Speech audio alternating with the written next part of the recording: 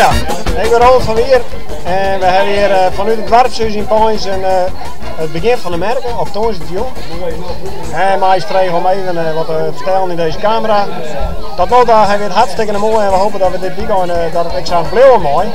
En dat we een soort mensen op het veld krijgen bij het Bennekeersen, het seniorenkeersen en vooral op Snijn. Bij onze vrije formatiepartij eerste klas. En die begint om alle voeren. Iedereen is van harte welkom om even wel te komen. En ik hoop dat we iedereen zien kunnen. En mooi. Op Snijn. Bedankt. Hoi. Hoi, wij zijn Jetske en Durkje.